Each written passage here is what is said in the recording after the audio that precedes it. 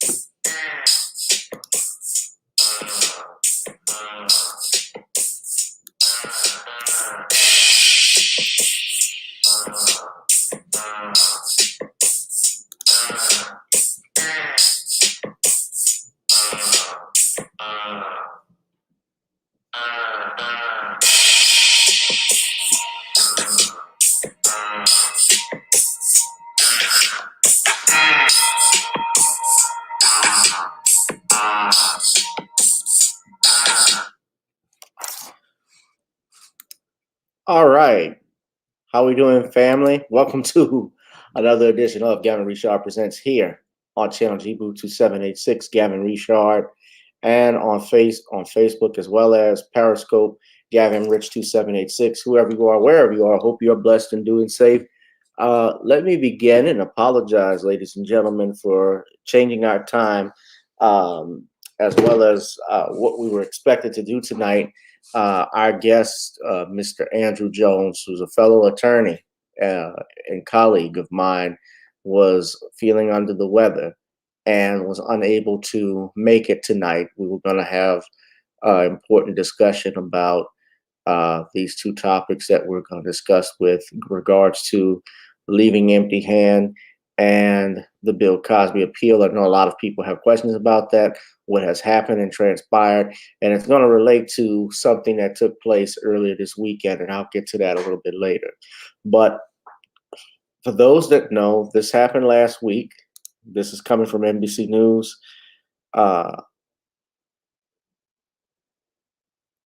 this was back in December. Okay, so this is not the article that I had. I had another one that I was trying to share with the lawsuits of James Safechuck and with Michael Jackson's estate. Of course, we know that these two did a documentary.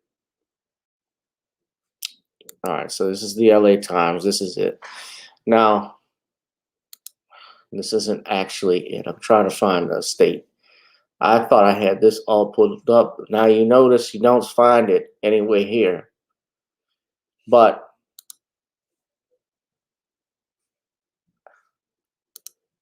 oh shit, I hate when this happens. Excuse me 1 second.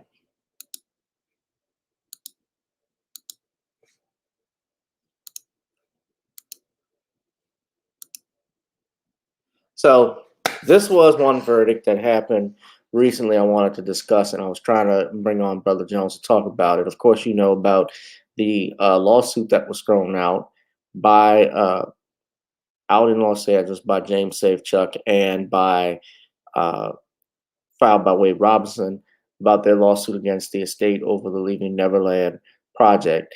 But this article, I just noticed this one. This was another victory that came up on yesterday's, published in CelebrityNetwork.com.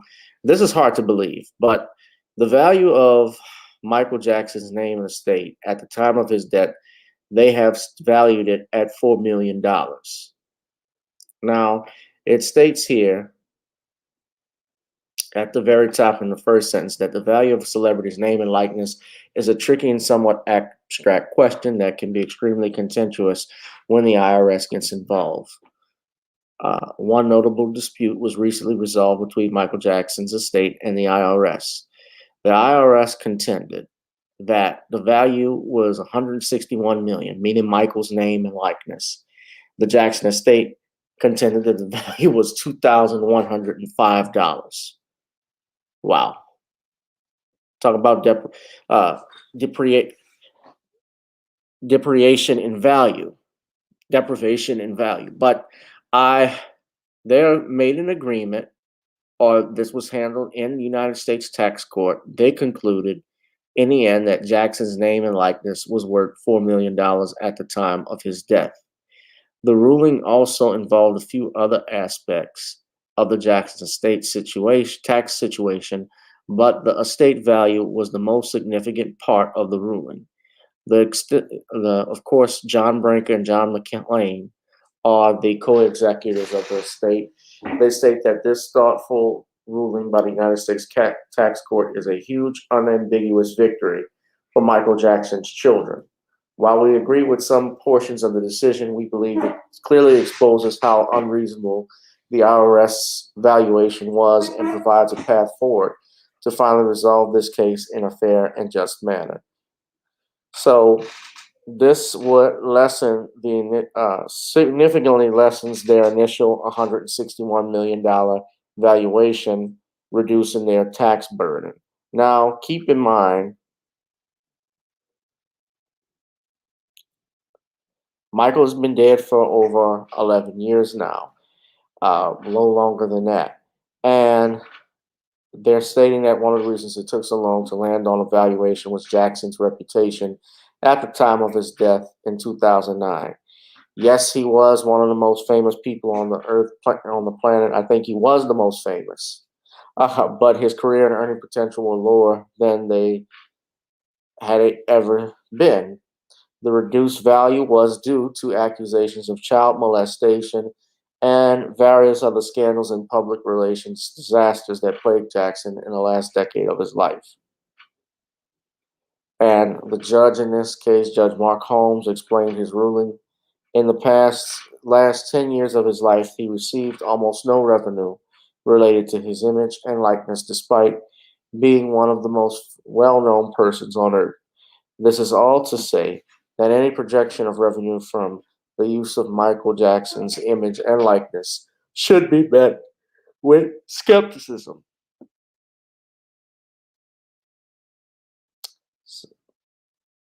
Now, they haven't determined the tax bill as of yet, but it seems clear that the people in charge of the Jackson estate are very satisfied with this recent ruling. So a lot of people are they're saying the Jackson estate would be satisfied with the ruling, obviously based on the amount of money that they were said to have owed. 161 million is way in comparison to 6 million or $4 million.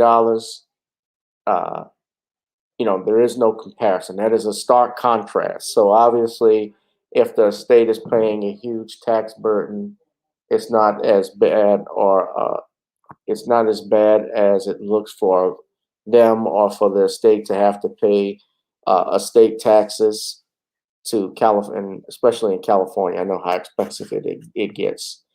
But that goes to show you also what happens when you look at that paragraph when we talk about the last 10 years of his life.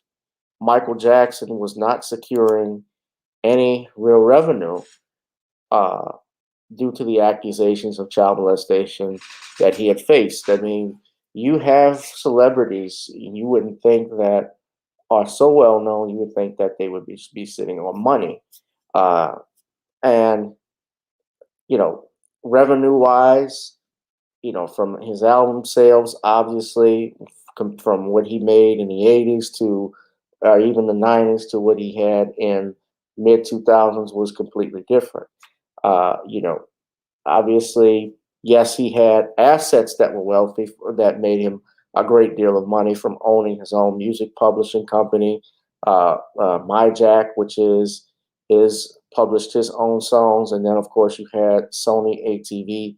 He owned a portion. He owned at least half of Sony's music publishing, including that ATV publishing, which included the rights to the Beatles, some of Elvis's music, Sly and the Family Stone, uh, Nat King Cole, and Jay-Z, Beyonce, a host of artists. We can go on.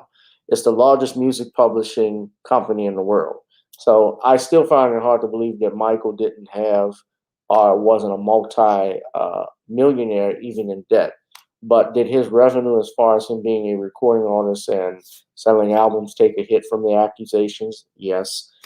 Certainly he wasn't making what he made in the 1980s, and the courts factored that in. Now, it's important to bring that up because we know recently, of course,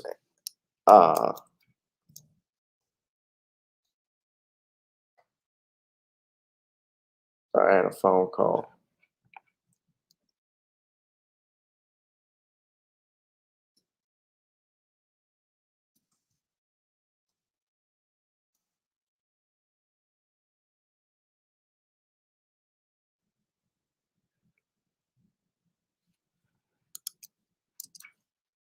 Where the hell is that?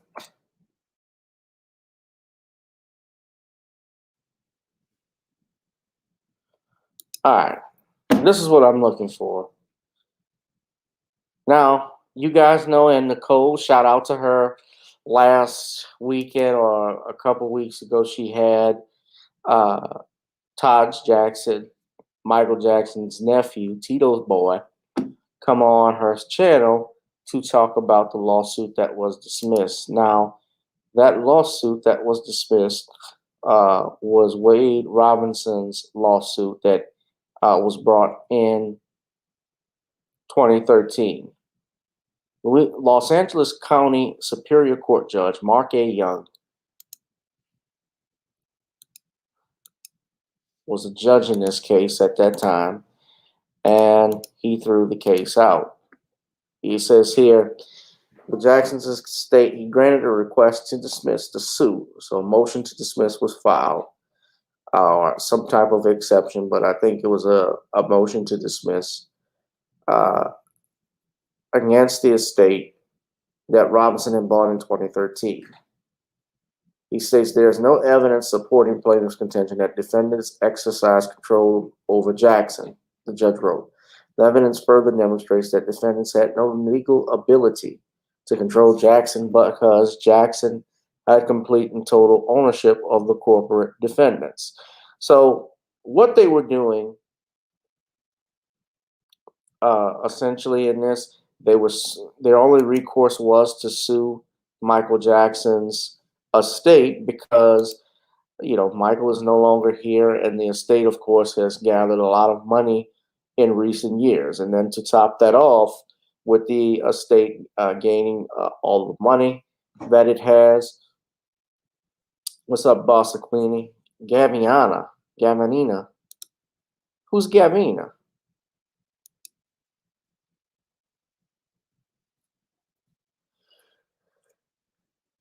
Who's Gavina? Bossy Queen? N is over here. So how far did you get to the A is way over to the left. Okay, it's all good. All right. The way I'm just saying, the A was way over to the left. So what we had happen with the estate, guys,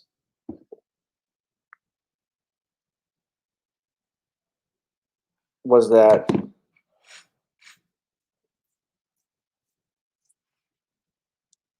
I believe you got fat fingers. So they had to sue. Let's get back to it. Their only recourse was to sue the estate. Michael's no longer here, and they're trying to sue these corporations by saying that they had control over Michael. Well, the court says otherwise. You see, that was their only recourse and chance in trying to get money out of this was by attacking the corporation that Michael Jackson had owned. So they're saying in here that his lawsuit alleged Jackson molested him over a 7-year period, and as Jackson's employee, the two corporations Jackson had started. As a Jackson employee, he was Jackson's employee. That's what he's alleging. The corporations Jackson had started had a duty to protect him the same way the Boy Scouts or school would need to protect children. But that's not the way it works, especially with corporations who are legal entities that Michael had control of and created himself. See, as an attorney myself, you know, I do things and this is important to have malpractice insurance when you get sued.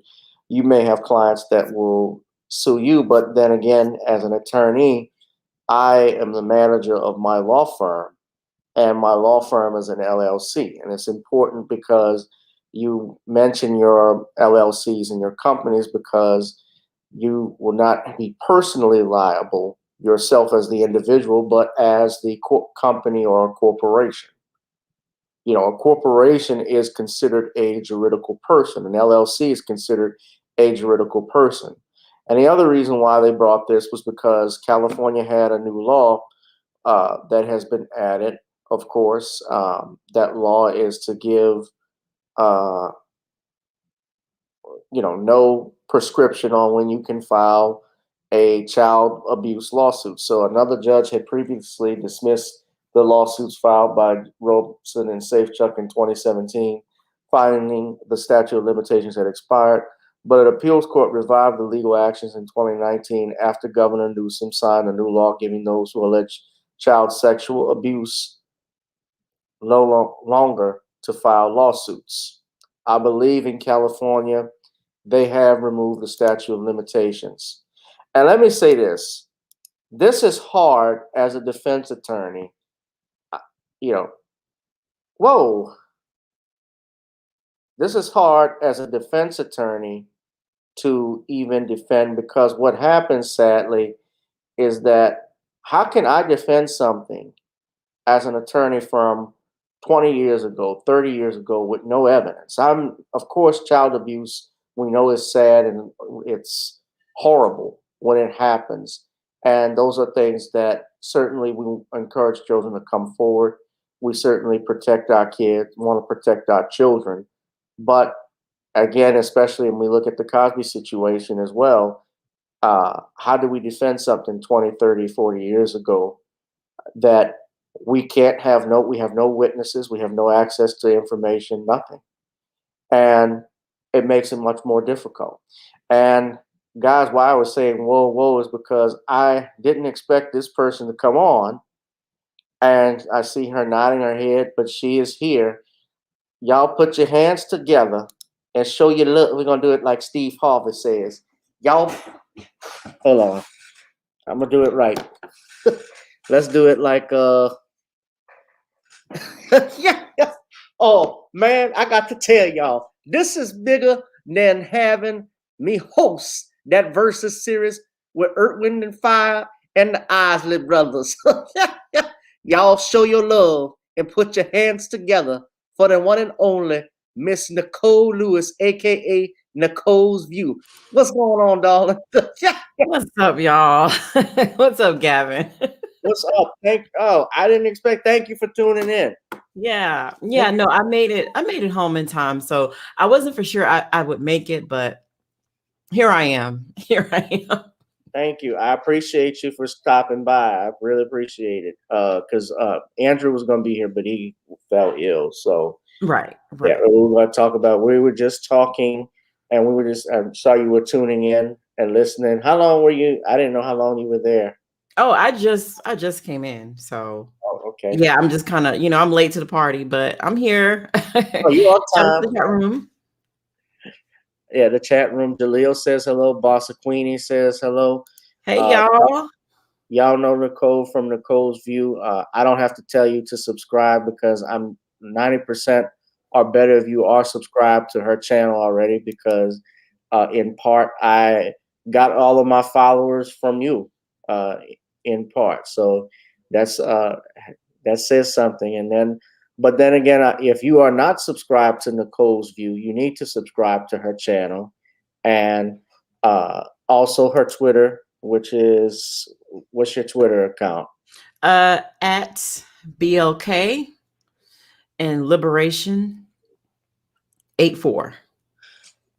Right. BLK Liberation 84. 84. Yes. And we follow each other on Twitter as well. So how have you been, dear? I've been good. I didn't go live this past weekend because it was Mother's Day and I just wanted a teeny tiny break. So, but I will be live on Sunday. Saturday will be my son's birthday party. He turned 7 on Friday. So Saturday I won't be on, but I'm going to be on hopefully Sunday. Okay. We will look forward to watching you on Sunday. What's the topic? Will it just be off the weeks? Yeah, just a rundown of what's going on in the news, current events and whatnot. So, yeah. That's what's up. That's what's up. But thank you for coming in. Well, we were just talking about this victory. There was another victory that happened with Michael Jackson's estate. Yeah. Where they actually, the IRS, they defeated the IRS in a litigation where Michael's value, or the estate's value, was 161 million. It has dropped to 4 million according to this report, and this was from celebritynetwork.com. They're saying that his image and likeness was 4 million at the time of his death. Right. The significantly less than $161 million valuation. And that's very important. Yeah, happy birthday to AJ. Oh, thank you. Early birthday. Thank you. Yeah. So what that means is that they're saying the estate. Now, this is interesting, Nicole. I don't know if you read, I'll put it up for you. But they're saying, the estate is saying he actually had a net worth value of only 2,600, and I'm looking at it right here, $2,105. And when you look at the statement by the judge, this is it right here in black, he says, in the last 10 years of his life, he received almost no revenue related to his image and likeness, despite being one of the most well-known persons on earth. This is all to say that any projection of revenue from the use of Michael Jackson's image and likeness should be met with skepticism. And this was Judge Mark Holmes. And they're stating that the value was reduced due to the accusations of child abuse and other various scandals and public relation disasters that plagued Michael in the last 10 years of his life. So it's I'm surprised that they actually alleged that in that amount. But then again, I look at it. His last album was the Invincible album in 2001. He wasn't touring at that point.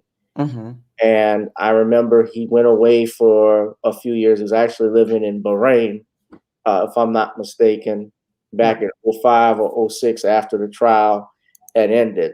So when you read that, are you surprised that they're claiming, the state was claiming that it was his income or his value net worth was that low?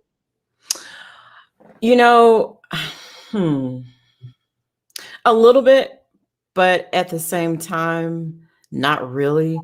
Because I remember during that time, he really didn't have any merchandise at that time. There was nowhere you could go and buy like Michael Jackson official, t-shirts or anything like that. You had to go and find something off eBay or some old school Jackson shirts or something like that. So if you're talking about in that aspect, I believe it. I definitely believe it. I also believe it, I guess they can easily say, well, yeah, I mean, his likeliness was tarnished by the allegations from the 90s and onwards, then of course the 2005 trial. So I can see where they went with that. It is still kind of shocking. I mean, like that's it, his likeliness. But I guess that wouldn't be about his assets. So I'm guessing that's two separate things. It's about his income. Right. It's about his income. And his assets, we know he owned half of Sony. He owned the Beatles. He owned his own music publishing. I don't know how. Now I don't know exactly with music publishing if they did a salary with him. Now, if he had a salary, that's something that's obviously considered in all of that. But he outright owned it, so owned half of it. So that was money coming in. But they sabotaged it obviously because they didn't want him to have that either. So well, Tom Mesereau told me that too. He said that Michael even told him the minute he bought that catalog, he's like, that's when all this stuff started. Yeah, he became a walking target basically. And that's why you see or saw what he went through. All the, the leeches and the parasites and the folks, and they were able to, put together this thing knowing that, children were near and dear to him, and they were able to use that against him. I will always believe that the whole Jordan Chandler family from 93 onward, I will always believe they were plants. I will always believe that. Right. Supposedly the Jordy Chandler kid has come out and said that his dad was lying or forcing him to do all of that stuff, because he actually was defending Michael supposedly from some point. But I do know the audio recording of Jordan Chandler's father, Evan Chandler, where he was talking, I think, to his attorney, or somebody was recording it. And I think it was Current Affair that may have leaked the audio, and somehow or another, that's what happened. And I distinctly remember that, like you saying, I was going to get everything I wanted, which that doesn't sound like a dad that's concerned about his kid being molested. That sounds like a leech. Right. Yeah. Right. I mean, that whole thing was all about money from beginning to end. So, now to see these people, they can't make anything out of themselves. We saw Wade apparently a couple of years before he decided to do this whole thing about Michael and hurting him. He filed for bankruptcy. Just do the history. I mean, just do the research and you'll see these people are leeches. Mm-hmm. They can't just go get a damn job. They got to make up lies, and like it's been said or reported, Wade Robson wanted to work in the the Cirque du Soleil. Circus. And he didn't get the job. He thought he was going to get the Michael Jackson Cirque show, and he didn't get the job. That was his last, like, okay, well, I guess I'll go out here and lie and say he did these things to me and see if I can get a quick check out of it, a quick settlement. And we see what happened. Nothing. You're getting nothing. You ain't bad. You ain't nothing. You ain't nothing. You ain't getting nothing either. Nobody wants you nobody wants your lame dance moves. No. Oh God, no. Nobody. That's a joke. Right. Nobody wants that. Nobody wants to see that shit. That's why he didn't get it. Exactly. Yeah. So, And I mean, I saw the emails that Taj had back in 2009 when Wade was trying to get to the funeral. He wanted to go to the funeral and wanted tickets. Right.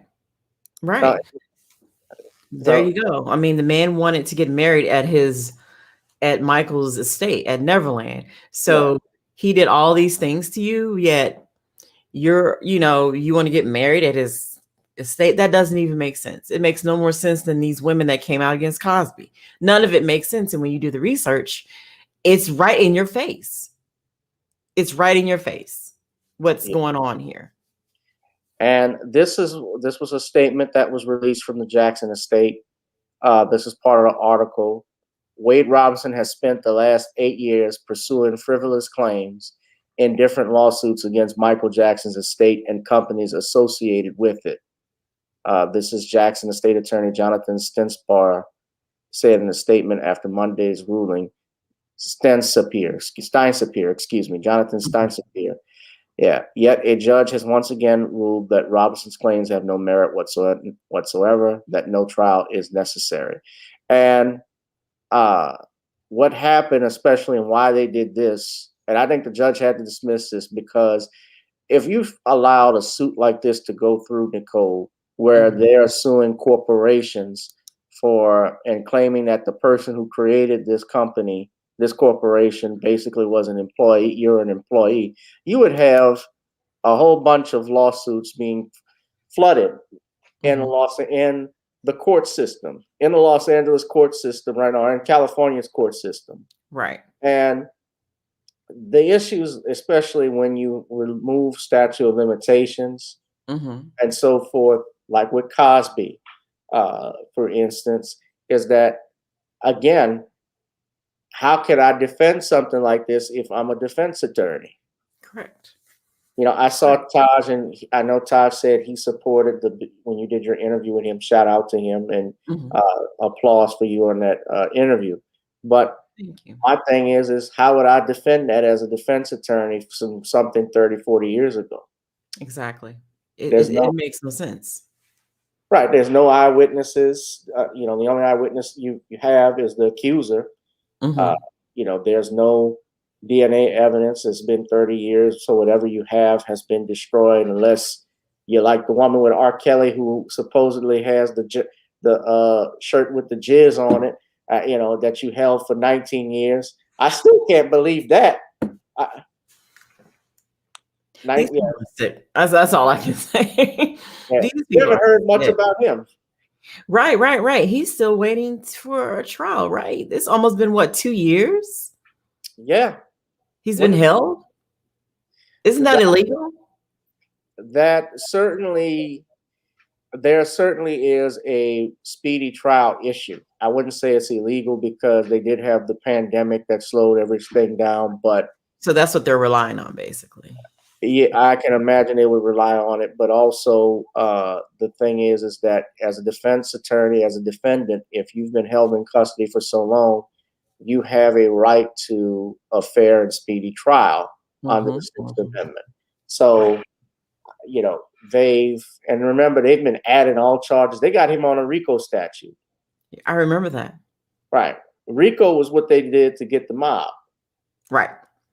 That's why it was created. So they're alleging he solicits these young girls to his parties or to his apartments and was creating some type of kidnapping ring or something like that, sex trafficking. So I don't know if that's going to hold up in court, but.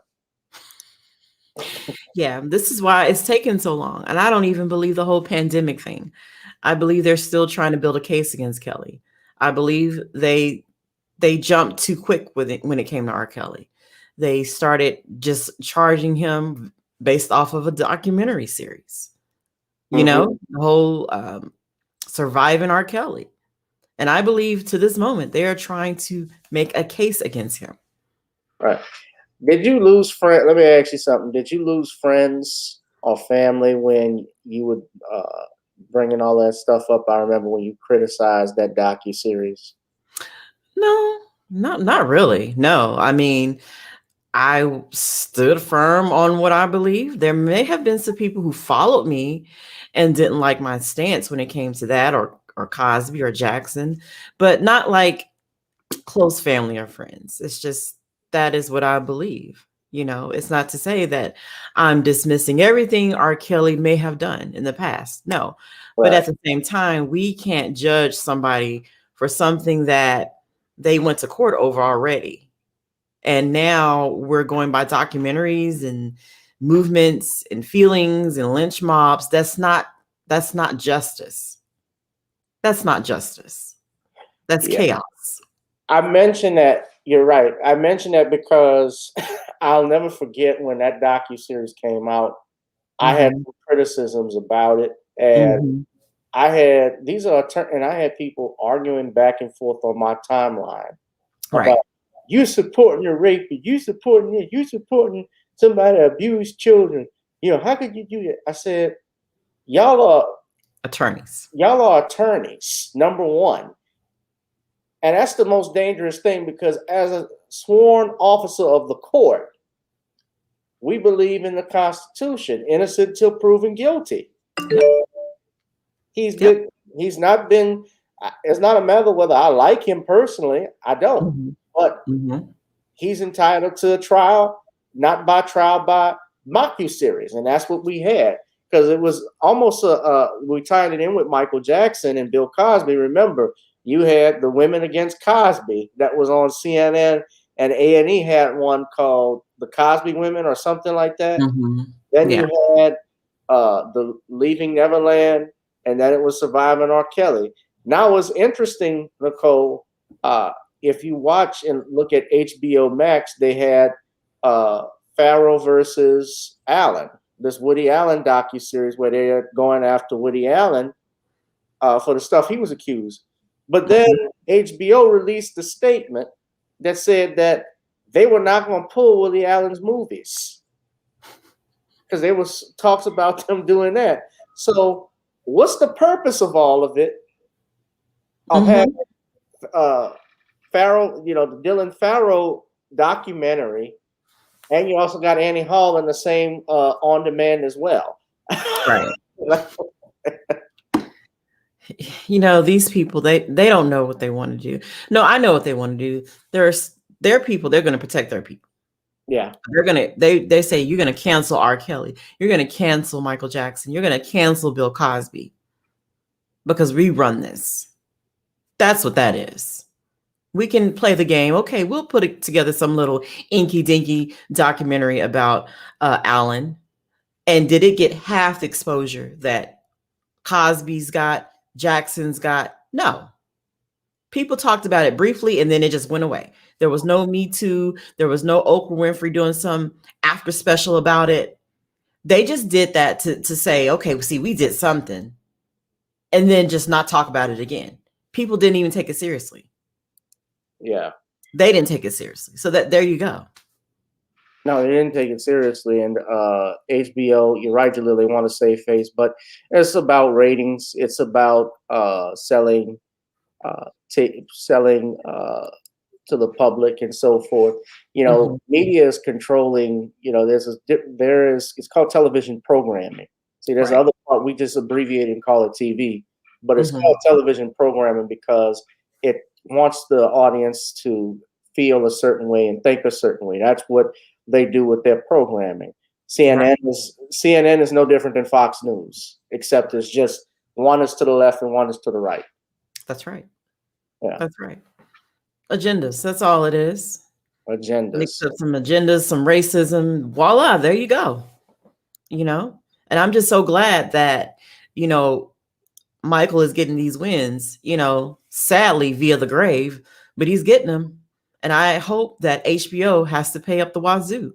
And from what I've read about it, I think they're going to have to pay because they broke that contract when Michael had that HBO special in 1992 in Bucharest, Romania. They broke that contract. They were not supposed to disparage him. That was a clause in that contract. Right. And that's what they won back in 2020. The end of 2020, the court ruled in their favor. Right.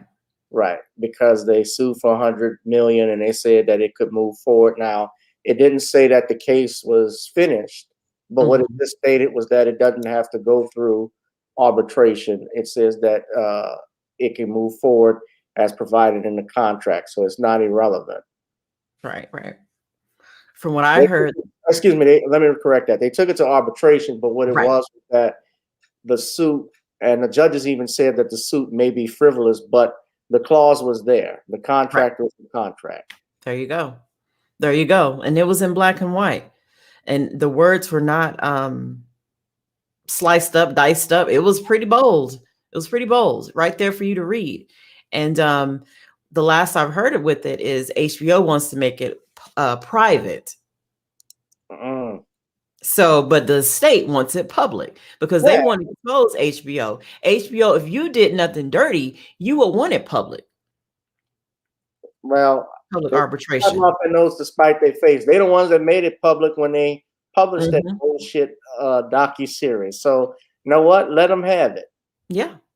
You wanted it public. You wanted to publicly slander, malign, and continue to lynch a dead man. Well, here you go.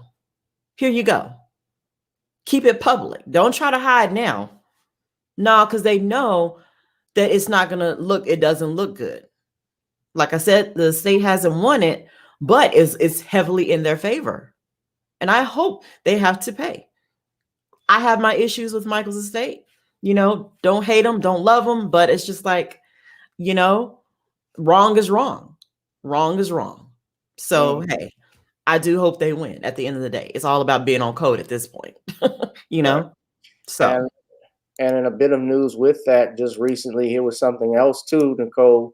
The state added our friend Tom Mesereau, yes, as part of the legal team. This coming from Showbiz 411.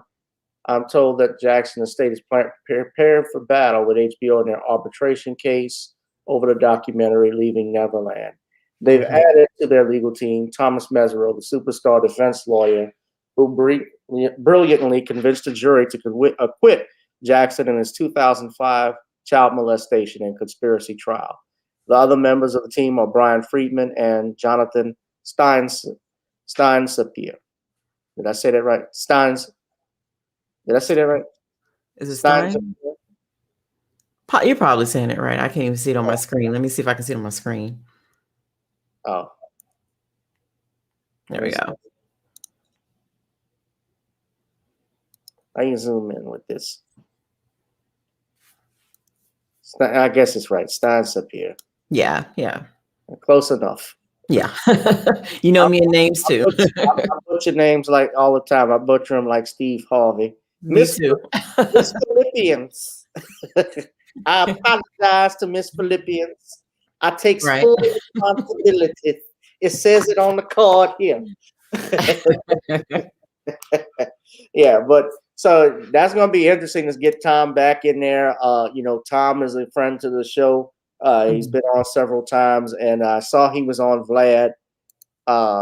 And what's funny was watching Vlad talking about Tom. There was a part where he actually asked Tom. I'm changing the subject a little bit, but he asked Tom about criminal defense, and he's like, it's strange because so you talk about incriminating, but some of these rappers, they go on these shows, especially, and they say things and they incriminate themselves. I'm sitting there, holding the mirror. You mean you? You mean your show? Your show? Yeah.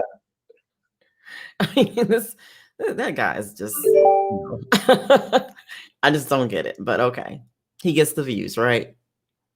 Yeah.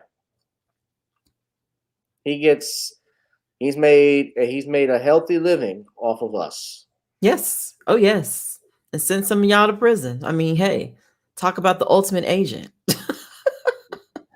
Yeah, the agent. Kill two birds with one stone. Wow. Right.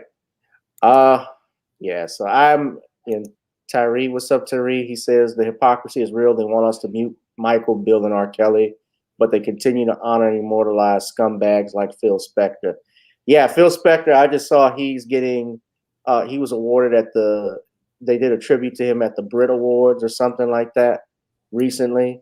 And Phil Spector who died earlier this year. Yeah, he was doing like 20 something years for murdering somebody. Yeah. And he died recently, right? Right. Right. He was responsible for creating that wall of sound with Tina Turner. Well, yeah, they did one song they did together, but they did, all the stuff like the Ronettes and what's the one that's on the Goodfellas when they're walking in the kitchen? And he kissed me. Doom, doom, doom, doom, doom, doom, I couldn't tell you. Yeah. Sounds familiar though. Yeah. Yeah, that's it. Yeah. I'm not gonna sing it. all of those, but all of those, the Ronettes and the whatever ets you can think of, right? Yeah, he was part of that, so they honored him. The Righteous Brothers. He also produced that. "Roll My Love" was "Unchained Melody" as the song that was in Ghost. Yeah. He produced that. So, yeah. So, Rosalind says she remembers those songs. Okay. Yeah. You telling us something about your age, Rosalind? I'm not gonna ask. I never asked a woman her age. Never. I learned my lessons. But yeah, that's interesting. So, tying that in as we get to, of course, that's some interesting news on Michael. To tie it in, what happened with Bill? Yeah. It did flop in the States. Jaleel knows his music. I guess we can talk about this. Speaking of Jaleel White's interview that was done yesterday on Uncensored on TV One. Yeah, this Sunday. Yeah. This past Sunday, I had a chance to look at it. I saw Harvey's analysis of it. I didn't know, and Harvey had did a video even like a week before it aired talking about Jaleel. And I didn't know what he was talking about until I saw the documentary. So what I'm going to do right now, if I can find it, and I'm going to play it, but for those of you that don't know, but he reflects on his relationship with Mr. Cosby. And this is what happened. Now, just for the record, this is being shared for news purposes only. I don't own the rights to it, but for those that haven't seen it, this is separate and apart. Many dinners at his house, breakfasts. I even ran into a rough patch, and he's directly responsible for why I ended up at the William Morris Agency. Jaleel White, best known for playing Steve Urkel in the 90s hit sitcom Family Matters, appeared on Uncensored Sunday, where he reflected.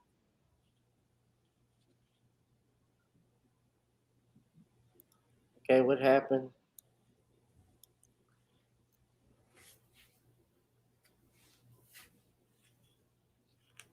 reflected on his friendship with Bill Cosby, who is currently serving up to 10 years in a Pennsylvania prison for sexual assault. When you go back in time and you realize how close you were to something, and you put yourself in rooms where you realize his wife wasn't there, that woman was probably there for that purpose. You know, it's a hell of a hindsight thing to look at. White, who nearly played one of Cosby's children on The Cosby Show, said he and Cosby had a falling out and that his former friend is getting what he deserves. And it was like, a revered man did a terrible thing and he's paying the price. It's just like, I think that's where we leave it. A revered man did a terrible thing and he is paying the appropriate price. All right. Now, I know people who know, I don't know Jaleel White personally any more than I know Bill Cosby or Michael or anyone. I know people who know Jaleel. I know someone that knows him. But I look at it as, and I put this in quote, friendship, because what he said was very interesting. If you caught the video, this is what caught my attention because I watched the interview. He said this woman was probably here for that reason where his wife should have been. And the key word is probably. Probably. Right. Meaning you don't know for sure who that person was. What woman? Who was there? What are you talking about? Was this the secretary? Could have been anybody. Right. It could have been anybody, but you're inferring right that he was doing something that he had no business doing. And let's be real honest about this. When I take a look at, and we know about how Hollywood operates, and we've talked about this, Nicole, before, you know, women throw themselves at married men all the time. Doesn't mean it's right. I know that personally. I won't ask how. No, I'm just validating what you're saying. And don't be rich and famous on top of it. Right. Well, yeah. I mean, look, I look at it like it's no different than what Frank Sinatra, the Rat Pack, Dean Martin, John F. Kennedy, Bill Clinton, all of those guys, Nat King Cole, all of those guys had girls on the side.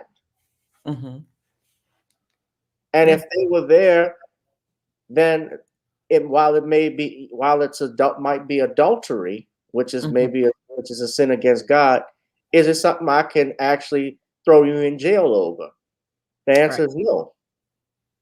So that was really messed up on Jaleel. I was really disappointed with Brother Jaleel on that one. But I look at it as this is how I thought of it, is that right now, of course, it's 150 days since the hearing on the Cosby case, on the appeal.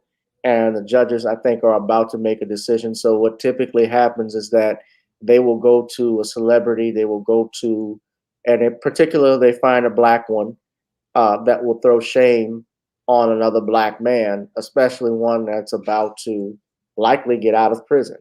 So am I surprised by this? No, but am I disappointed? Yeah.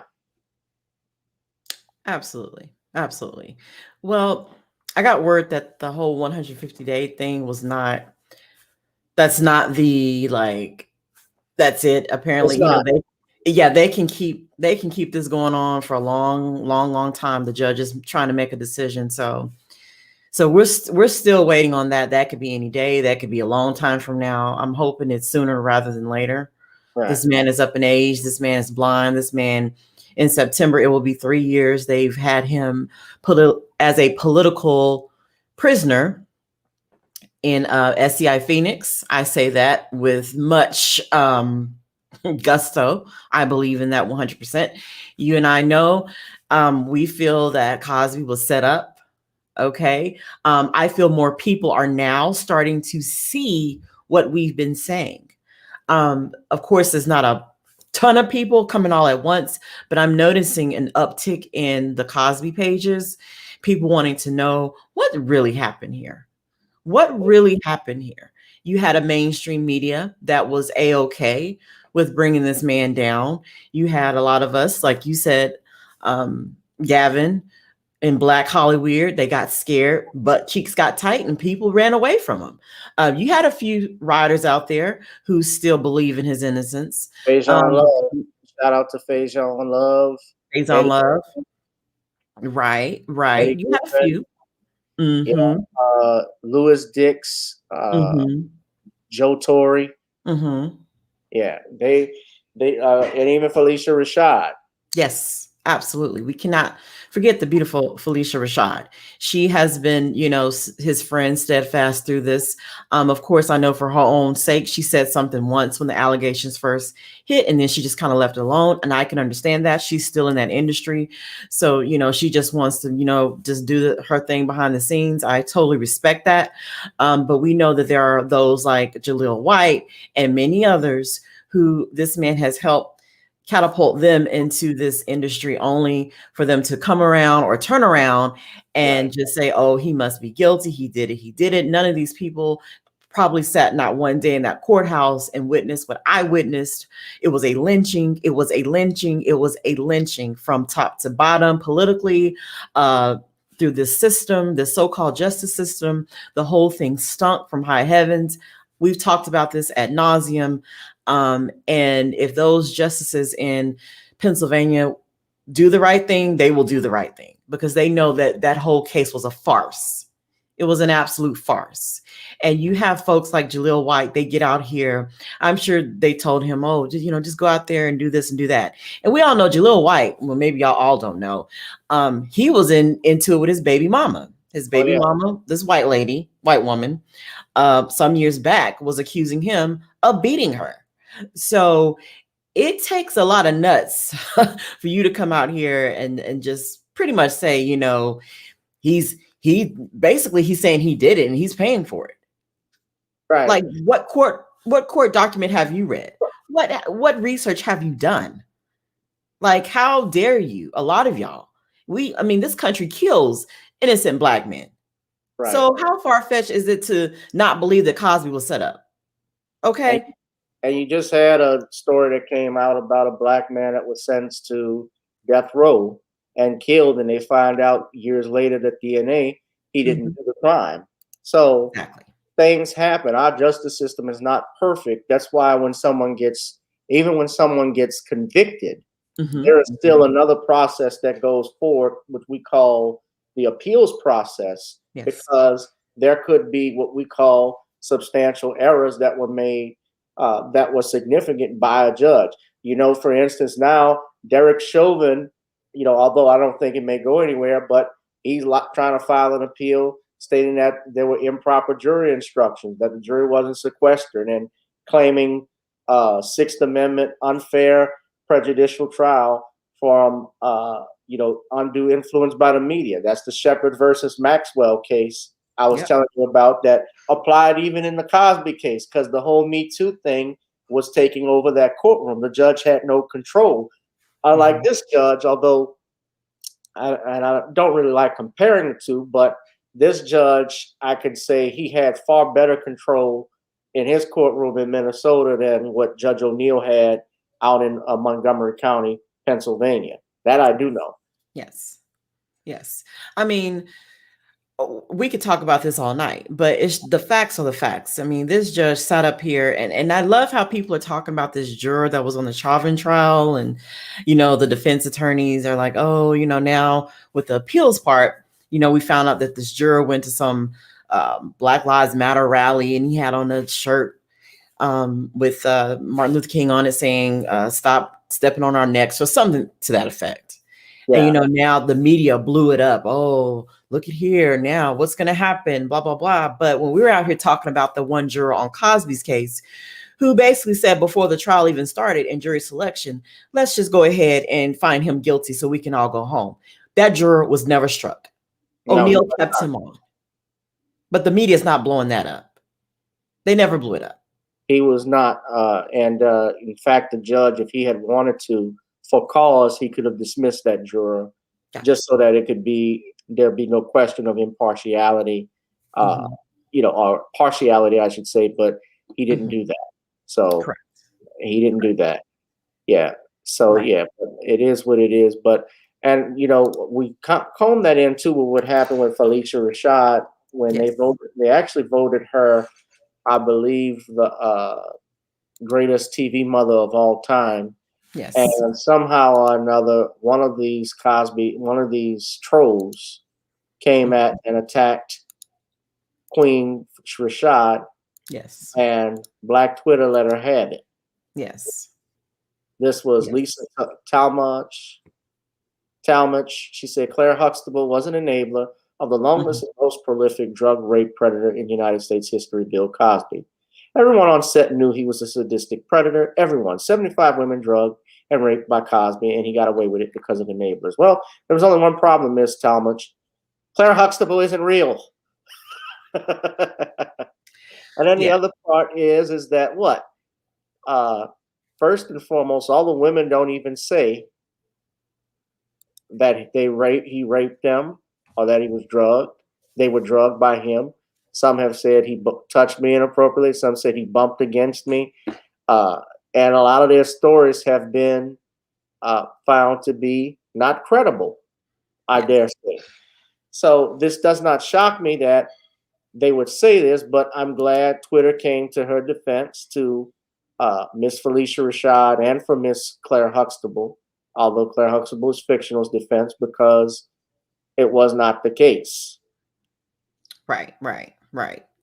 I just wish, I'm glad that you have so-called quote unquote Black Twitter, out here defending Miss Phylicia Rashad, because she totally deserves it. If only our people had the same energy to research what happened to Bill Cosby. If only y'all had that same energy, is all I have to say to that. Because I just think it's really pathetic and sad that many people don't even realize that this man was railroaded, to hell. And unfortunately, it's going to take him passing away for people to do research and say, oh, we had this totally wrong.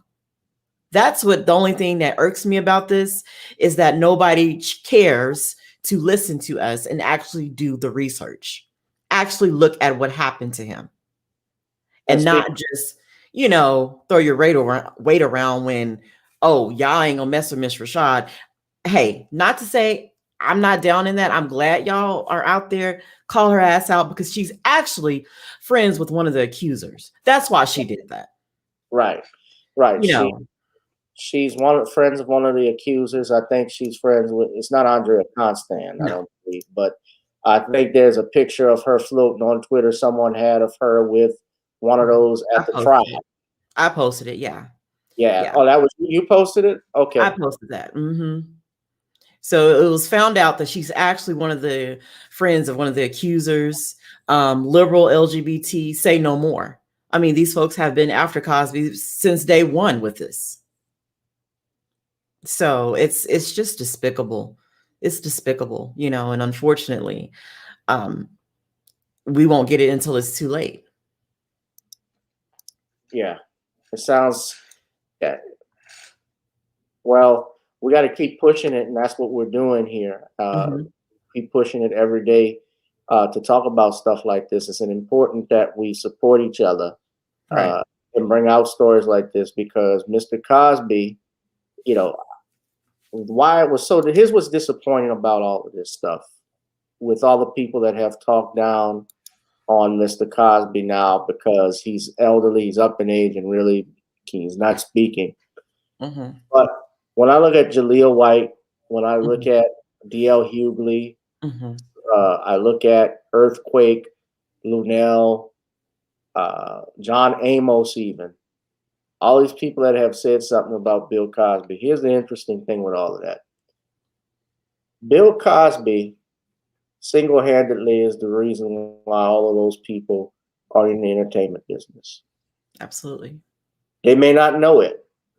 Right. And I know they cite Richard Pryor as their icon. And Richard Pryor was an icon. Right. He was the king of, to me, he was the king of comedy. But you know who was Richard Pryor's idol? Bill Cosby. Bill Cosby and Dick Gregory. And if you doubt me, y'all can go on YouTube right now and look up an interview Richard Pryor did on Johnny Carson Johnny Carson's Tonight Show with George Carlin, another icon in the Yes. world of comedy. And Right. Johnny Carson asked Richard Pryor flat out, who are the two biggest influences in your life in comedy? Right. Dick Gregory and Bill Cosby, because he said, I started out doing Bill Cosby's jokes.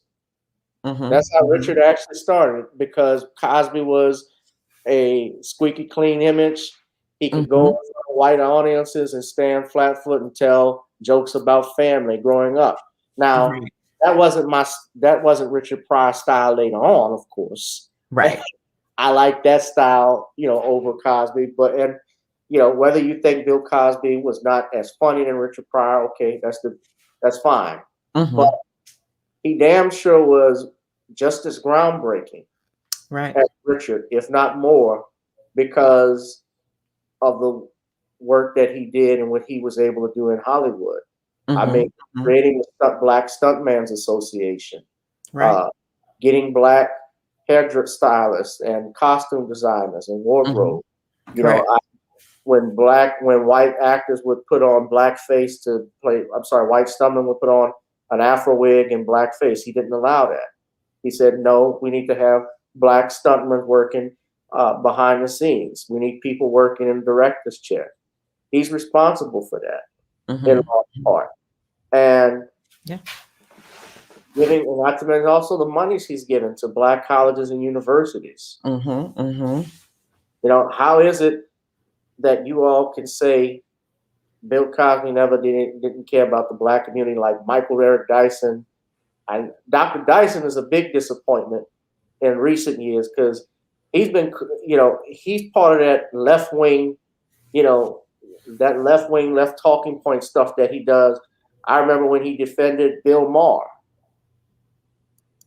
And then he tried to come and defend Gayle King after what she said about Kobe Bryant, saying some weird shit. And Tariq Nasheed even checked him, said, this ain't it, brother. But you said Bill Cosby has been raping the black community. Exactly how? How? This has been, this whole thing with Cosby has been some years in the making. Words. This Negro could speak and talk big words, but he doesn't really know what the hell he's talking about. Right. Right. Yeah, this whole thing with Cosby has been one big, I don't want to say conspiracy, but it's been one big thing in the making.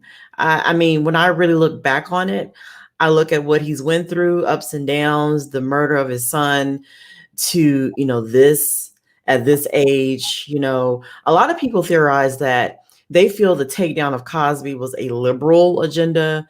It was a liberal agenda because Bill Cosby represented Black family, Black manhood, Black women, just Black people doing excellent things and rising to the occasion and doing more than the typical, just your working hard 9 to 5, but you can be even greater. Nothing wrong with working 9 to 5, but I do, but that you can be more than what they've presented us in mainstream media, in television, what have you. And then you just have this has been something in the making. I feel like they've wanted to take him down.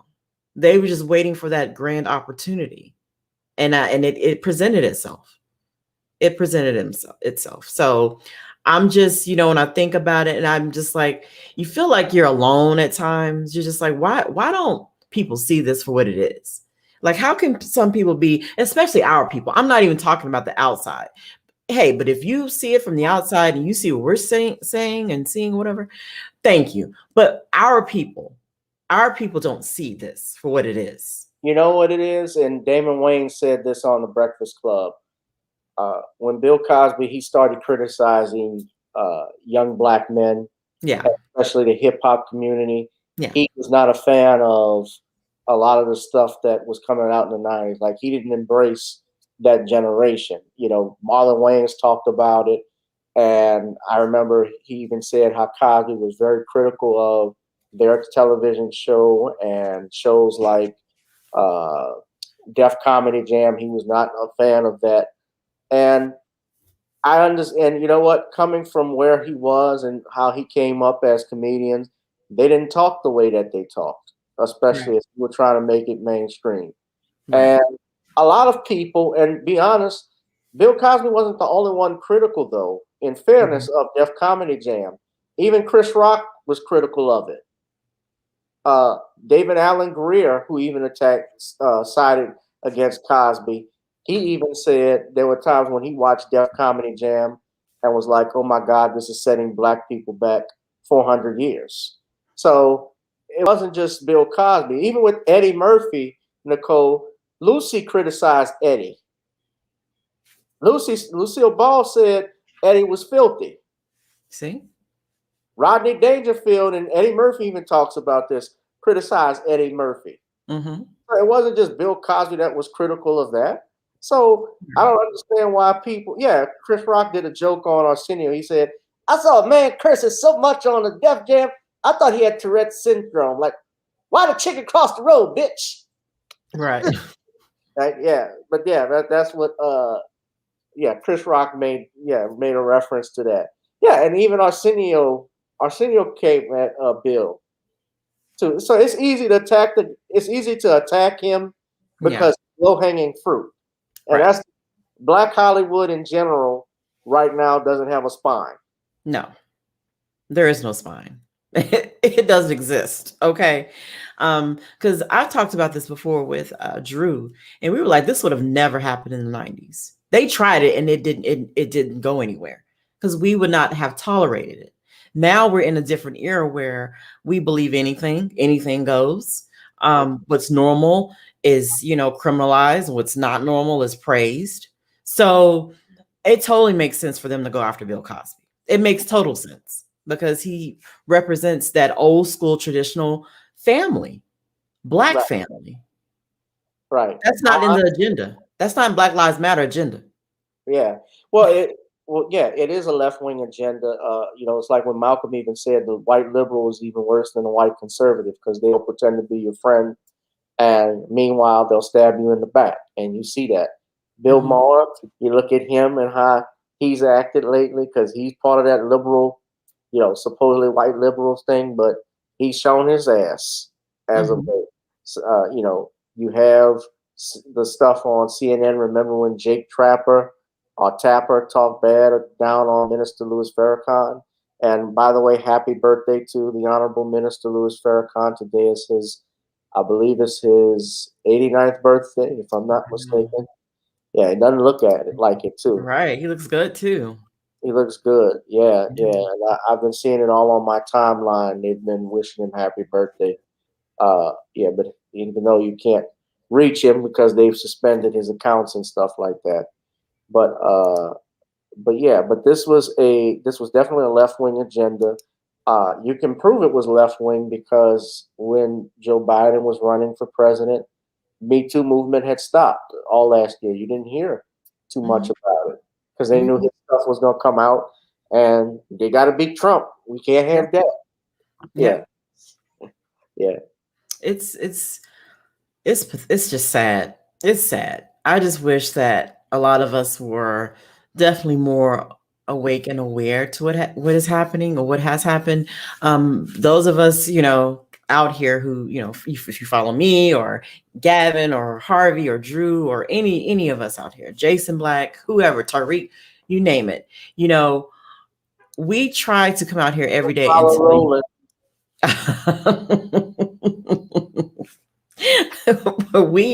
we try to come out here and explain to you guys and break it down. And I feel like, there's this movement. I think people are finally waking up. They're getting tired of mainstream media. They want alternative news. They want folks who actually have done the research, who are not just robots and just believe anything these folks tell us. This Cosby thing has been so eye-opening to me. And it makes me question everything. Being in that courthouse, noticing how when Tom Mesereau was, talking to Andrea Constance, for instance, and how the media was they're just writing away everything she said. And then when when the prosecution When the was prosecutor- was with Andrea Constant, and how they would just writing away. And then when Mesereau would get up there, cross-examine, they're just like this. I said, oh, okay. Omitting stuff, not telling the whole truth. I don't have to lie about this. I was there. I saw it. And I'm like, this is how they brainwash people. That's one of the Cosby accusers right there, what you were talking about. That's Victoria Valencio. Yes. And that's Mr. Talmadge right there. Yeah, Victoria here, she claims that Cosby gave her some pill and then they knocked her out instantaneously. Now, she testified at the second trial. Yes, I believe right. She did. And what's funny, I'm glad you mentioned that, because I was talking with Andrew about that before. The judges were even shaking their head, the Supreme Court said that, because you're out, you get a drug and it knocks you out for 2 days. Is he he's an anesthesiologist. It makes no sense. That does that. She would be dead. That makes no sense. That's what I'm saying. People don't research nothing. They just believe anything. Did he hook you to an IV unit? It doesn't even make sense. It makes zero sense. And the more I looked at this, I'm like, people are believing this. They're believing this because, people have their lives. I get it. They can't be journalists and researchers. And that's why it's up to us, because mainstream media is there to lie. They're not going to tell the truth about these women. You keep going back to someone who's drugging you. Barbara Bowman, you kept going back to him. That's not no drugging. That's a relationship. You got off on that. Right, for 4 years. There was another woman. Who's the other woman? She was on picture pages. She said she was 16, but they had a 4-year. I can find it. They had a 4-year relationship. It's so stupid. It's so stupid. It's just like, are y'all reading this? Are y'all listening to what these women are saying? It pained me to have to sit through some of these mockumentaries about Cosby and other people, especially Cosby, because I'd go and I'd listen to one woman, she'd say something just outrageous, and they were all saying, we took this magical pill and we were just immediately knocked out. And I don't remember nothing. Did you go to a hospital? No. So you just took a magical pill that knocked you out for days on end and just went home? It makes no sense. It makes zero sense. Her name is Renita Shaney Hill. Said she had a relationship in the 80s with Cosby. She's 47. She was 47 at the time this article was. This is from the Daily Mail. Mm-hmm.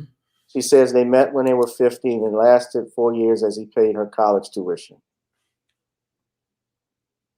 Right. He did that for a few people. She was she. Oh, you can go. I'm sorry. No, but she said she was 15 when they met. And they had a relationship for several years. Yeah, here's Barbara Bauman. But we know Barbara Bauman had a relationship. I think Joan Tarshish, that's the woman who's crazy. I think that's her. She was in a mental hospital. I could be wrong. There's been so many of them. They could have been in there. Oh, I know. Janice Dickerson, enough said. Say no more, This woman who died, Melissa Mortis, she died. She said Cosby forced a blowjob on the set of The Tonight Show, except when you looked at The Tonight Show credits, they were not on at the same time.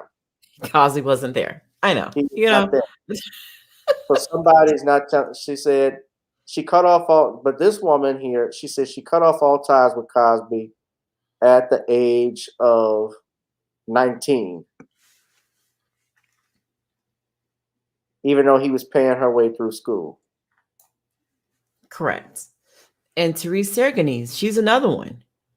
He paid for her nursing. He did all these things and you off and on, you kept in contact with him. Okay, Therese. Okay. Yeah. Now, and who was the woman that testified that she went to the party with her friend? It wasn't. Was it Janice Baker Clary or? I think, yeah, her. You said the name. Yeah, but she didn't allege rape. Right. She even admitted that she took the pills on her own, like Cosby didn't force her or drug her or anything. She admitted during the testimony.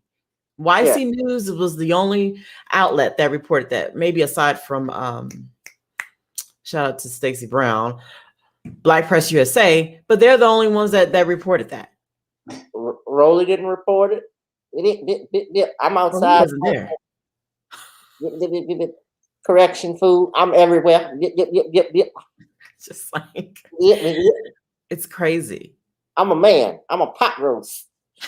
It's just I'm tender and juicy. Yeah. it's insane. It's insane when you think about it. Right. But people, and when you tell people this, like, what? I didn't know that. Of course, you're not going to know it because you're being lied to. You're being brainwashed. And it's up to us to, from the grassroots, to unbrainwash you. Yeah. Get off the mainstream media crack. Crack is whack. Okay? Like, get off of it. Crack is also cheap. Exactly. A lot of us think like cheap crackheads. I hate to say it, but it's the truth. Right. I'm sorry, Nicole, finish your sentence. No, I just said it's the truth. I'm done. Yeah. Well, and you see this pattern as well with what's happening with Deshaun Watson. Right. You're in Texas. I know Deshaun is in Houston. Mm-hmm. And I'm wondering what's going to happen with that. They've been quiet these last week or so, but I think they've been trying to get the names of all the accusers. Mm-hmm. Mm-hmm. Yeah, but these are masseuses. So, I mean, on the flip side, you wonder who needs that many massages like that. But then on the other side of it, it's like, don't y'all see naked people all the time? Yeah. Dr. Umar Johnson said that. Yeah, I mean, I've had massages before, and you can either keep undergarments on or take them off. It's like a choice. So it's like, what is this really about? Yeah, it is strange. You got a lot of massages. You knew a lot of massage people, but therapists or whatever. But come on. Yeah. Well, one lady, one lady that got me. She actually said he jerked off in front of her face. I'm like, how long were you there? Right. Were you just standing there? Like, what were you doing? And when you ask these questions, oh, look at you. What are you trying to do? What are you trying to say? You're a rape apologist. You call all these stupid names when it's just a common sense question. What were you doing? Just standing there looking? I mean, what were you doing? That's why it doesn't make sense to me. Yeah, it does not make sense to me.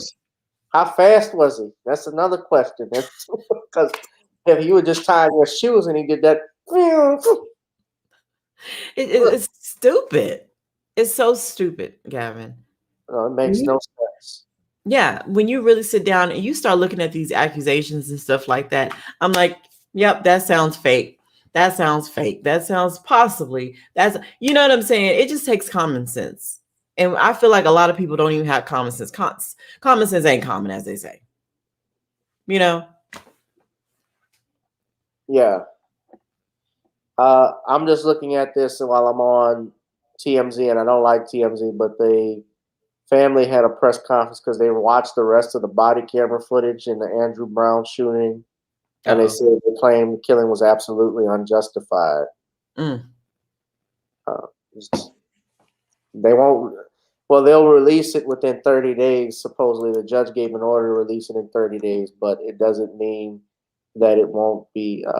Well, I'm not going to say that let's just say a full version.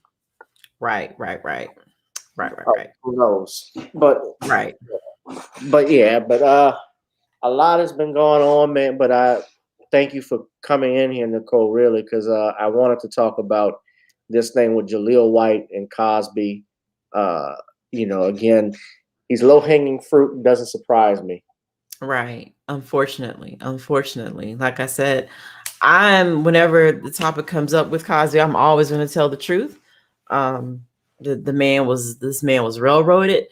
Was he perfect? No, no one is walking around here perfect. Do I wish he just would have stayed loyal to this Camille? Absolutely. Save yourself the hell. But it does not make it okay for people to slander, people to lie, people to, try to get rich off of a lie, Right. and not be held accountable. I genuinely believe he was railroaded. I do not believe the claims against him. I do believe some of these women he did have affairs with, some he has confirmed. But for the most part, some of these women he didn't even know. Some of these women just came out, like Chloe Goins. He didn't know who the hell she was. So, Right. And they dismissed her shit because the prosecutor even said she was lying. it didn't even make Yeah. sense.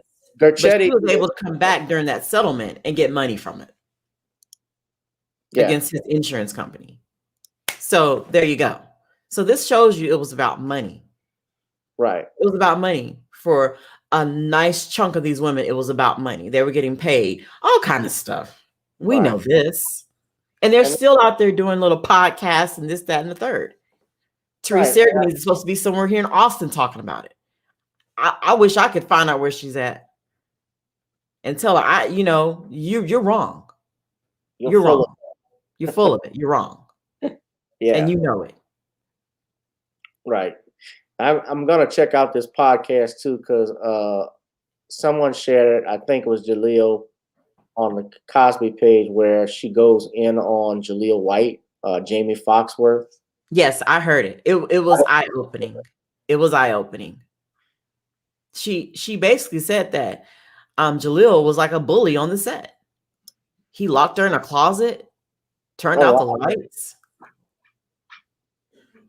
Wow, just treated her bad, talked about her and her family bad in interviews. Oh yeah, she was pissed. You have to listen to it. She was pissed. Her and her sisters, they do a podcast together. Yeah, I will take a look at it. But Joe Marie Patton, from what even Jaleel says, that they don't talk to each other, if I'm not mistaken. Harriet. Mm-hmm. Yeah, supposedly. It may have changed, because I remember one of your videos that you shared that you had uploaded a couple of years back. I don't know if you remember this. It was the Family Matters reunion. It was like that they did. Mm-hmm. And they all came back together. It looked like they had reconciled. And, but Jamie wasn't in that. She wasn't there. She was the only one who wasn't there. Well, there were a few others, but she was a main character. Right. Well, she was a main character. And I know they kicked her out after a few seasons. They do that all the time to characters. They go upstairs and never come down. Because they thought they were going in the direction that they were. Because in truthfulness, Jaleel White, Steve Urkel, he did save that show from being canceled. They were in danger of doing that. But, they directed, I think, too much stuff on him. But, who knows what went down there. But I'm going to take a listen to it. Jennifer asks, does anybody know what's going on with the Huth case? That's Judith Huth, if I'm not mistaken. I want to say yes. Yes, I haven't heard much from that, Jen. Hey, Jen, I hadn't heard much from that, actually. I have to do some digging and check back with, the camp to see what's going on with that. You can tell by the scenes they had that something was off. Yeah. Tyree says Jaleel missed a big opportunity to shut up. Right. Well, I just don't get it. I think especially when they got something new going on, and topping it off with the fact that this verdict or this decision could come any day, they go to these black men to ask them what they think of it. And Jaleel has that new product he's trying to push out, that purple Urkel. Right. Yeah. So I think that's what's going on, and I think that's probably what it is. But, I would have just said, I wouldn't have thrown Mr. Cosby under the bus. No. Me personally. And even during that, you notice he said, I come from a time where we don't talk about things and our elders, and then you turn around and throw them under the bus. Like that's just off code as hell. Jaleel was pulling a John Legend. Totally pointless. Right. What's up, Talia? I have not seen you before, my dear, but welcome to the platform. Please subscribe. And matter of fact, you have my attention because you have the beautiful Diane Carroll as your avatar. Mm-hmm. I think that's her character from Julia, if I'm not mistaken. So, yeah, Derek said he never liked Family Matters. Oh, I love Family Matters. I know some people couldn't stand it mainly because of Jaleel White, the character. But I enjoyed it for what it was. I had my son. We were watching it sometime back when he was on punishment. That's all he could watch was Family Matters. So it was fun going down memory lane with him and telling him about the characters and whatnot. But I'm just so, like you said, disappointed in him. Like, it just seems like he's off code as hell right now. And I think with his little weed company he's pushing and whatnot, I think he feels like he has to be on the right side of history, whatever that is. But he's on the wrong side of history right now. Well, it's the same thing even with your boy Clifton Powell. I did a video about him. I don't know if you remember when Clifton Powell did an appearance on, I think, Sister Talk, and he threw Mr. Cosby under the bus. And it was like, Clifton, you better did? Wait. I didn't even know this. You don't? No. Hold on. Let me show you before you go on. Let me show you the video. Hold on.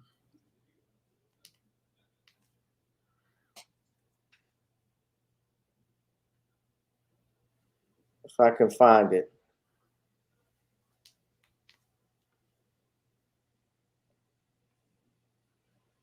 I've seen it because I did the video on it, but unless they took it down. I just don't remember. Maybe you did. Maybe I don't remember though for some reason. Hold on.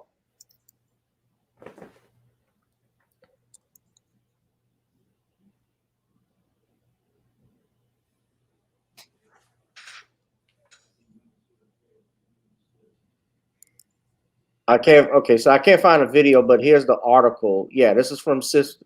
Yeah, okay. Well, I think this is the video.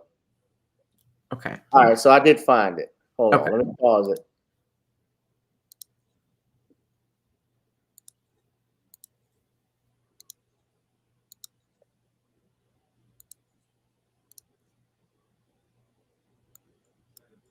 I know you got a couple questions for me, right? We are in a time of. Can y'all hear?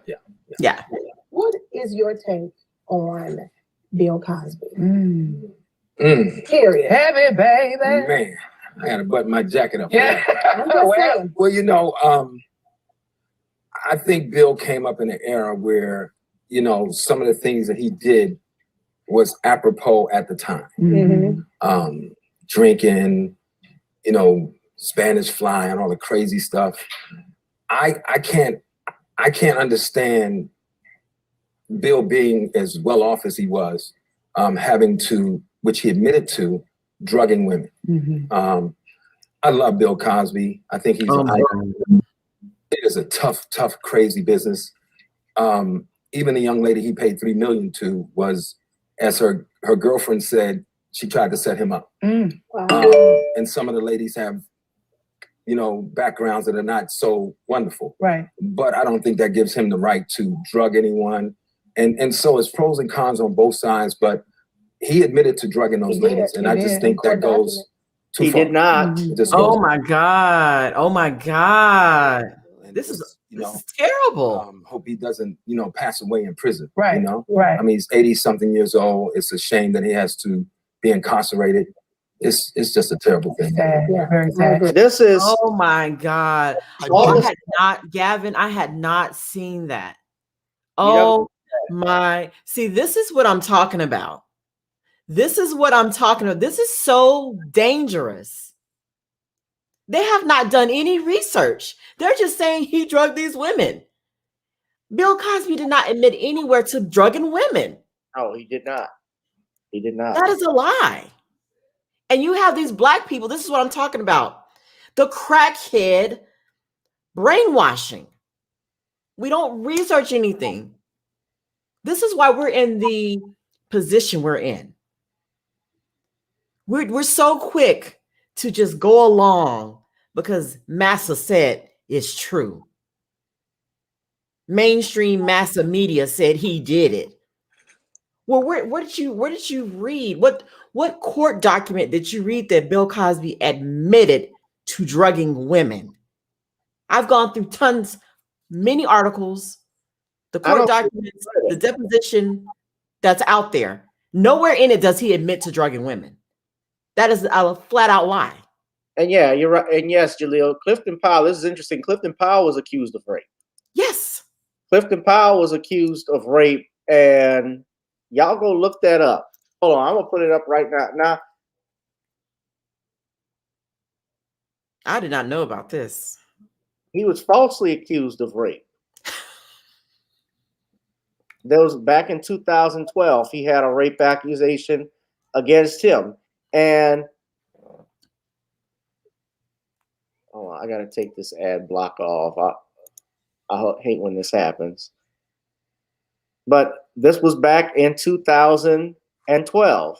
Yes, I did do a video. That's right, Jaleel. Yes, about Clifton. Yeah. I defended him. I did too. The woman is seeking damages in excess of $75,000. And this was from 2012. Keontae Myers claims the actor raped her in a hotel room in 2011.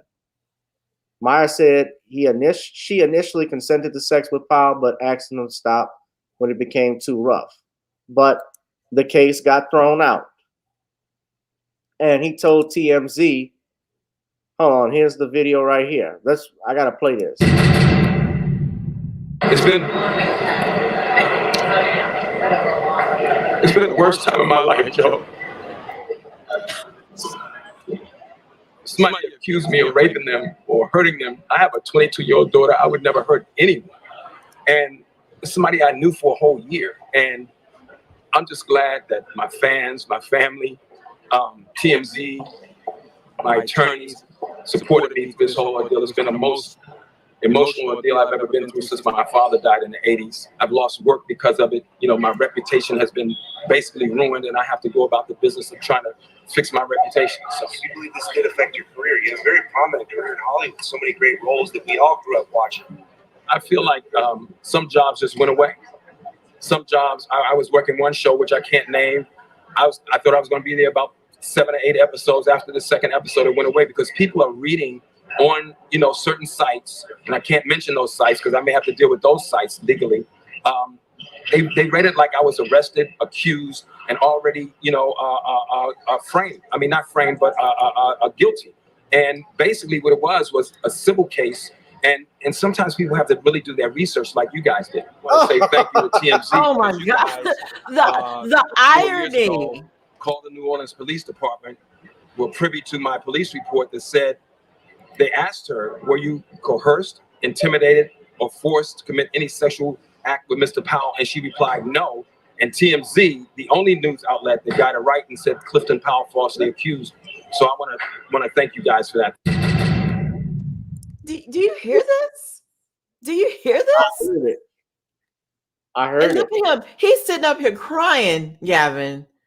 The whole time Bill Cosby held his head high and said, I didn't do this and I will not bow down to you. Yeah. What I think is, I want to say it's blind ignorance that they don't do their research and say that. But as someone who had a rape accusation against them, he should have been the most sensitive to Bill Cosby being put in jail, because you know how easy it is to be accused of something, to lose everything that you have. He just talked about how he lost roles, his reputation took a hit, because Clifton Powell has been in Hollywood for a long time. I remember him. He's played in practically any movie you can think of, any black movie you can think of or TV show. He has guest starred or appeared in it. Maybe with the exception of some Spike Lee movies, but I remember Clifton Powell was in the earliest I remember him in. He was in House Party. He was in Menace to Society. He was in, of course, we know him as Pinky from Friday. He had a long career. And yeah, he was in Menace to Society. And I lose a lot of respect for these guys. Yeah. Because, yeah, all he needed was that Jerry curl wig. He was in Rock. Remember the show Rock? He was Cuddy in Dead Presidents. Yeah, in Rock, he was the drug dealer, Andre. Andre. Yeah. He was great in that. He's a great actor. Yeah. He was in The Brothers. He was in a lot of those films. Yeah. I don't understand for the life of me. He played Dr. King in Selma, Lord Selma movie. Yeah. I don't understand for the life of me how these people, I can understand it because, like we said, Black Hollywood has no backbone, but these men should be the most sensitive. A man like that, especially after being accused of something and being acquitted or vindicated, rather, that this never happened, and you don't do research. You guys, when they hear, and I think they're basing it off of CNN because CNN ran that article, Bill Cosby admits to drugging women, but if you actually read it, that's not what it says. It's called research, guys. It's out there. People don't do it. No, they're not going to do it. Like I said, people want to take the easy way out, the crackhead sheep way out of it, and I hadn't seen that. I didn't even know he said that, and they're just those black, yeah. And y'all supposed to be media, right? Y'all supposed to be researching stuff. But of course they're like, well, he was convicted, so no type of nothing, no type of background check. But you see what he did there. He said that some people say the Constant set him up. Yeah, the whole thing was a setup. This whole entire sham was a setup. He said the girlfriend admitted that she said she set him up. Right. It was the woman that worked at Temple, Miss Jackson. Yes. Right. Which, the whole thing was a setup. Correct. But you should know better. Like I say again, you get accused of something like that, you should be silent. Right. Or you say, I'm sorry that this happened. I get that he was convicted and so forth. I just wish that this was not true or something along those lines. But, who knows if it goes through appeals process or not. But they always get in front of a camera and get the Negro so that they can say something against another black man. And they push this, they push an anti-family agenda in there, which is something that Bill Cosby was against. He actually was going to have, I wonder if Talia is still here. He was actually going to do a show, a final TV, come back to TV and do a show where he was a grandfather. And I think Diane Carroll was going to play his wife. Yeah. Which Diane Carroll was going to play his wife. I don't know why Phylicia didn't want to come back, but it would have been good probably to see a reboot of the Cosby Show where they're up in it, Cliff and Clara up in age. But nevertheless, he was gonna do a show, and it would have been interesting to see that. And I'm sure it would have combated all of the dysfunction that we see here because he, was he a perfect person? No, but he understood what image was about, and he tried to show black people in a positive light. Yeah, look what they did to Lakeith Stanfield. Yeah. I mean, we all know Tariq Nasheed has just released his newest documentary, Buck Breaking. And Black Hollywood is buck broken. Buck broken like I've never seen before. Oh, most definitely. She says, Big Cheese. What's up, Big Cheese? Says, I think Sinbad was one of the only ones who didn't throw Bill under the bus. Sinbad was wishy-washy with it. I'll just put it like that. He wasn't throwing him under the bus initially, but when it happened, he said, I would have asked him why, Bill, or something along those lines. It's just like playing, staying on the fence. I'm like, Faison Love, actually, he still defends Cosby. Yes. Faison Love, Joe Torre, Eddie Griffin is the true one. Those two, Faison Love and Eddie Griffin, or those three rather, Faison, Eddie Griffin, and Joe Torre, they're the ones, the real riders. Right. Cosby. Like Joe Torre even called those women. He said they came back. She ran out of money, and it got some other hoes to come out. He actually said this during the interview. I laughed when I saw it. Michael Jamal Warner's trying to turn back around to Cosby. I don't know what is going on with that.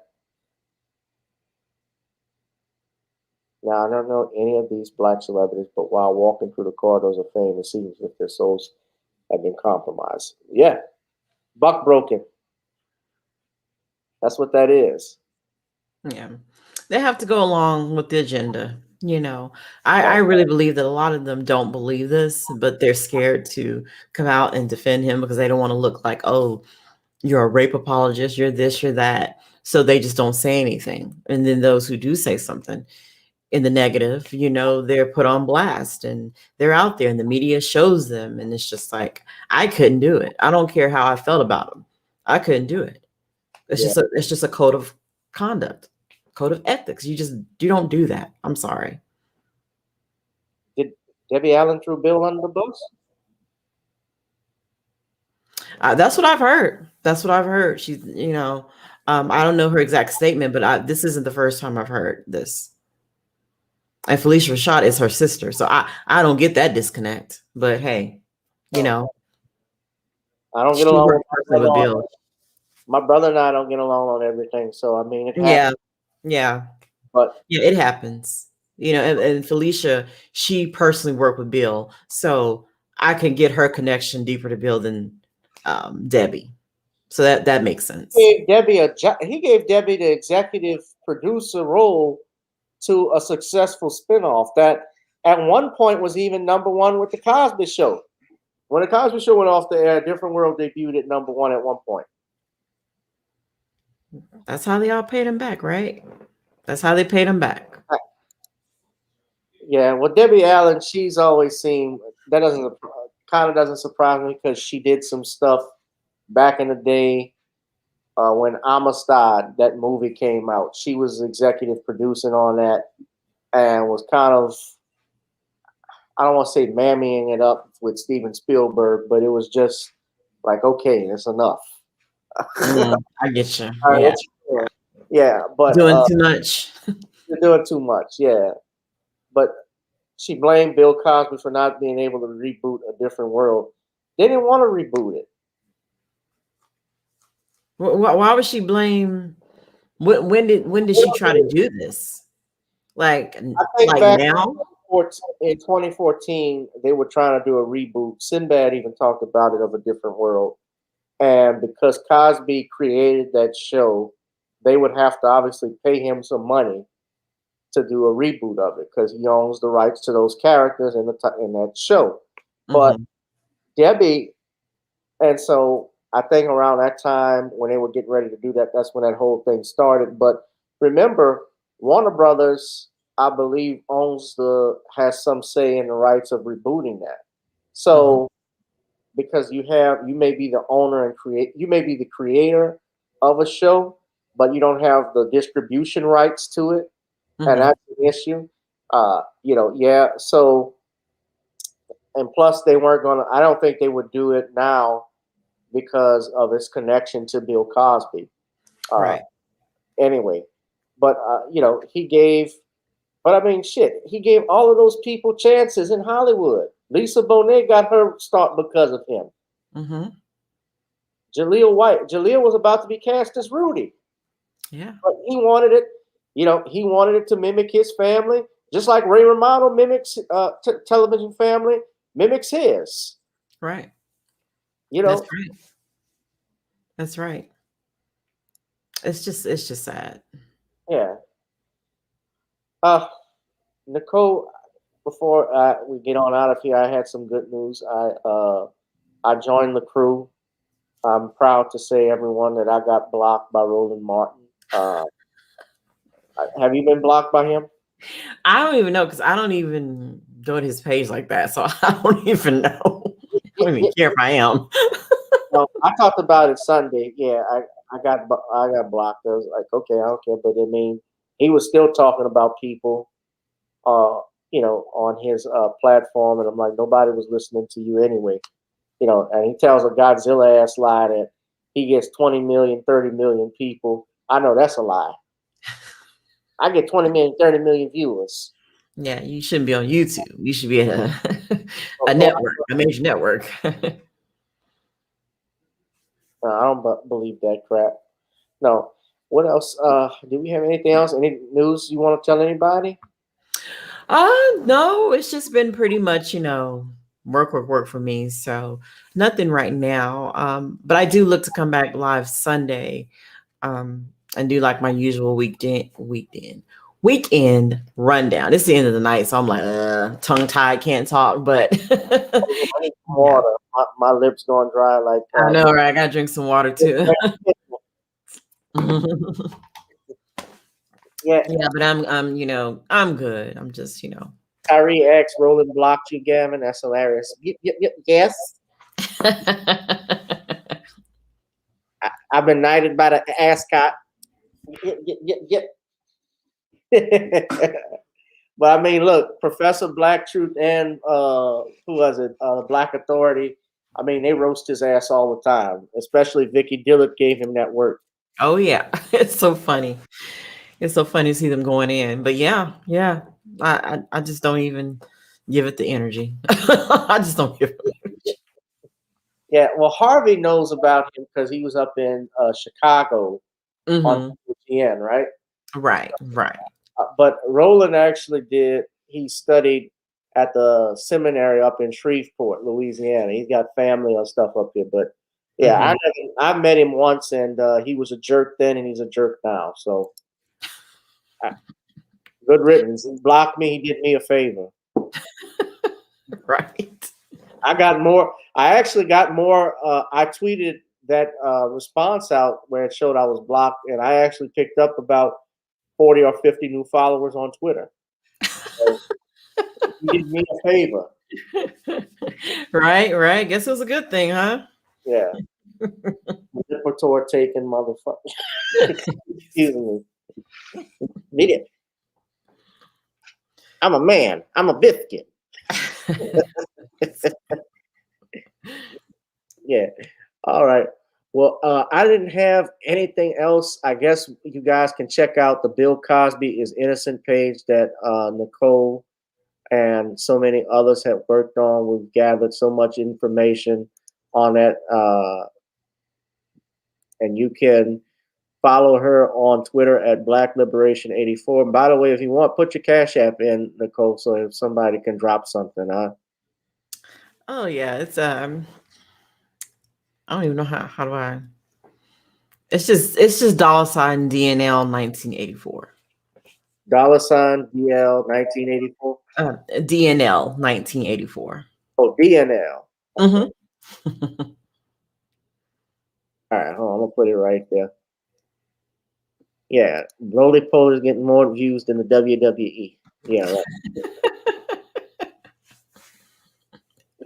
Yeah, it's crazy, but Right. And y'all can donate to my channel as well. You guys see the ticker at the bottom. Nicole out at Cash App, Gavin Richard Esquire, Google Pay at gavin.grich1@gmail.com, PayPal at gavin.grich1@gmail.com. You guys got to also pay attention to what's going on, because while we're focusing on who gets to use the bathroom in this place, who calls this person the other, and what's going to happen with the Kardashians going off the air, Congress is already talking about registering. There was a hearing on the floor in the Senate talking about ghost guns and whether to put serial numbers on them. You have bills that are being introduced in Congress. Today, Joe Biden even said everybody got to go back, said something along those, people got to go back to work. You can't collect unemployment if you've been offered a job. So that's going to be interesting now. And you see the different COVID-19 variants that are coming out. I'm seeing a rise in that as well. I'm wondering, well, are we going to have another shutdown? I don't know if that. Yeah. They want everybody back and moving because this is slowing down the economy. But right. Yeah, but you can't blame Trump for this one. Right. He's not in office, and on top of that, Biden. I mean, Biden. Honestly, Nicole, he was put in office just to be a one-term president. I don't think that he's going to be a president. He's going to run again for office. I think they want a million to be president. I said a million. They're not running anything really, but I mean, look at it. She dropped that sister girl whole act already, huh? Oh yeah. She dropped it. Just all Asian. It's all Indian. I'm just like, I know they're there, but it's like I don't even pay it no mind. Like I pay attention to, you know, the things that are going on in regard to, you know, what they're passing and whatnot, but just with them in general, because it's like I didn't vote for these people, and I know we're not getting anything out of it, you know, but more hell and heartache. So it's just like fried chicken to curry, right? Real quick. Yeah, I mean, she said she wasn't gonna do nothing for black people, and she hasn't. So there you go. Like, so I pay it no mind, you know, only to see what they're doing. If I do, it's just to see what they're passing and what they're trying to get away with. But other than that, I don't follow these people. No. And we're gonna see what happens in the next few months. It's gonna be interesting. Let me ask you this before you go. What do you think of a bill being named after? Do you think it would be insulting if they named a bill after George Floyd? No. You don't think it would? No. What's insulting is when they don't do when they don't follow through and they don't follow the laws. That's more insulting to me. Well, my thing is, I'm asking you that because it would be the first bill named after an African American. The Emmett Till Lynch bill never passed. I'm not saying anything disparaging about George Floyd. He didn't deserve to die the way he did. Those officers should be punished. But they're going to name it after someone. I'm just thinking of this. He had his issues with drugs. So I'm trying to make this. They name it the first bill after a black American who was killed like that. They don't name a bill after Emmett Till, who was a lynch victim. Right. Although there's a lot of hidden stuff even in that bill. Right. But I find it interesting, and I didn't like the fact that they were saying things like Nancy Pelosi said he died for us.